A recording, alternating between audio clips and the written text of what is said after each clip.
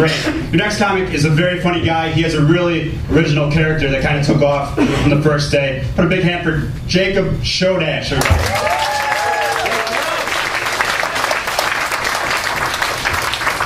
Please stop clapping, I'm emotionally unstable.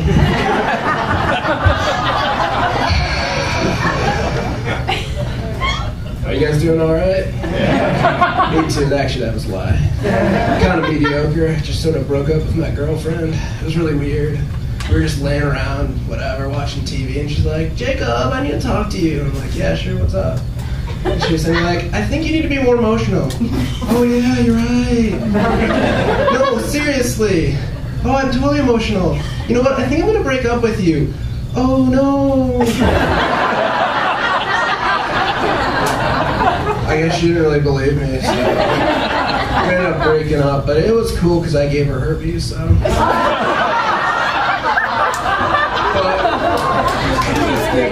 I guess I really do need to become just a bit more emotional, so I decided, all right, what's an emotional thing I can do? So I started writing poems because that's really creativity and emotional. So I decided to pick the manliest of poems, haikus. So I'm gonna try one out on you guys right now. It's called The Wingman. If it doesn't follow the syllable thing, I'm not good at it yet. So just work with me. Gotta get in the moment.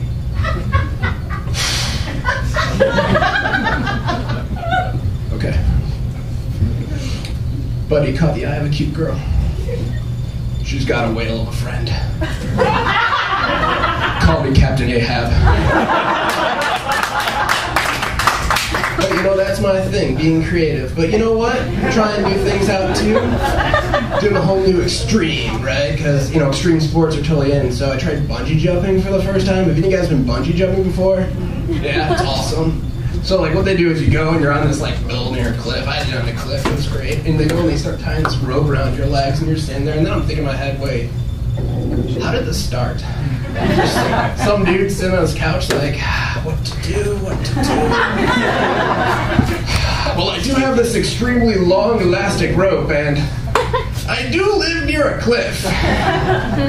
So then they go and they put you on this plank like a pirate and they're about to like poke you off and then I'm thinking, wait a second. Most new discoveries come with trial and error, and sure, if the rope was too small, alright. But what if it was too long? And then they push you off, and you're just falling, and falling, and falling. And I think I survived. I'm not really sure. If I died, I'm pretty sure I'd go to hell, and it's really hot in here. But I expected more fire. So I think we're okay. But past this whole new bungee jumping thing, I'm also trying, you know, just new things in general. And I got this 8-year-old cousin, and he's like one of the really fast people that like run around in circles around you, like, because they have energy. I thought it was really weird. But like he's doing it, I'm like, yo, what's up? And he's like, oh my god, I'm on the sugar high. And I'm like, you can get high off sugar. I love to get high. So I'm just doing this thing. I'm like, all right, well, what to do? I went inside and got a bag of powdered sugar and started snorting lines. Every time I sneezed after that, tasted like cookies. The most delicious thing I've done in my life. So the next day I decided to buy myself a whole new bag of powdered sugar and a cat, because I'm allergic to cats. So like I do line of sugar, line of cat. And by the end of the weekend, I had an empty bag of sugar and a hairless cat. But it was the most delicious weekend of my life. Oh, memories. But you know what? I don't only snort, you know, powdered sugar. I do new things too. Not to say I snort other things, because that's wrong. But like, I'm also trying to become like a new good person, because I don't want to go to hell, because I don't like the heat.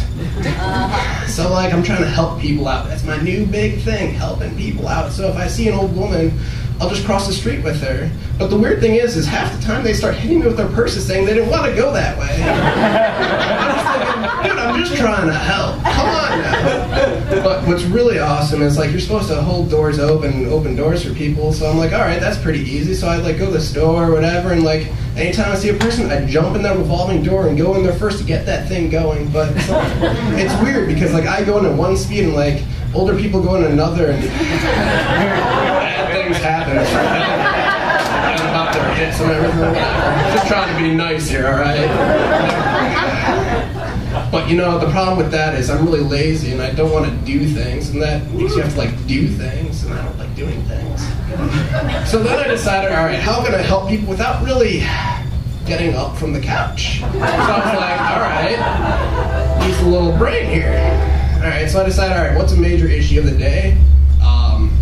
Terrorism, flights, oh man, I don't want to deal with that, right? Well, you know what? It was a big knocker, so I can do it. And we all know these things called air marshals, right? These big buff guys always talk like this, you know, names like Sylvester. They're all tan, have giant muscles, and you know, everyone knows like, oh, that's the air marshal because it's a bunch of fat Americans and one person who's actually in shape. Obviously, we know that, and the people across the pond on their little jungle trims doing all the training, they know it too. There's no surprise to it. So I was thinking, all right, well, how can we get this little surprise back? So instead of having a big, strong guy, instead we have a nice, sleek, thin man with nice hair. Not only does he shampoo, he conditions. That's right, I'm talking about Super Fabulous Scooter. That's right, my friends. What if instead of having this big guy, we just had a flamboyantly gay air marshal? Straight up, all you gotta do is you train them, make sure that they're not afraid to just slap people down with the mission. And you know what the best part about it is? Every one of our flights already has a flamboyantly gay flight attendant. Save money there too. And I can think of the name right now. We can call it Operation Queer Eye for the Terrorist Guy. You gotta figure it out.